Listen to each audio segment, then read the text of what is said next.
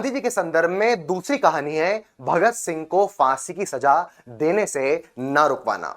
ऐसे कई सारे लोग आक्षेप करते हैं कि गांधी जी भगत सिंह, सुखदेव और राजगुरु की फांसी की सजा को रुकवा सकते थे, लेकिन गांधी जी ने ऐसा नहीं किया। मामला क्या है, समझना इस बात को।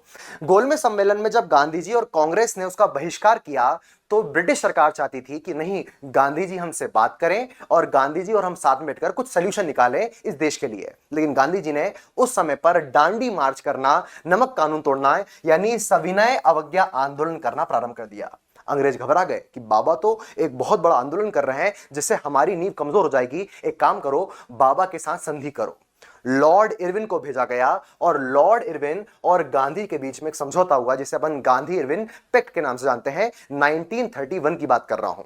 1931 में जब 5 मार्च 1931 को यह समझौता होता है तो गांधी जी 11 मांगे प्रस्तुत करते हैं समझौता करने के लिए।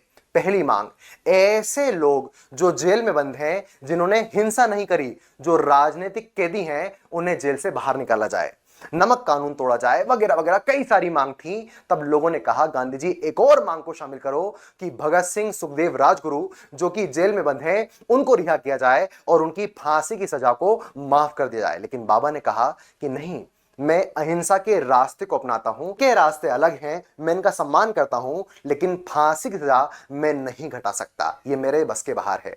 जब गांधी जी ने मांग ही नहीं करी तो पूरे भारत में गांधी जी का विरोध प्रारंभ हो गया और 23 मार्च को भगत सिंह, सुखदेव, राजगुरु को फांसी दे दी गई। आपको जानकर हैरानी होगी, फांसी के बाद में जब 26 मार्च का अधिवेशन लगता है कांग्रेस का कराची में 1931 में, तब गांधी जी के गो बैक, बाहर जाओ, चले जाओ, ऐसे नारे जनता लगाती है।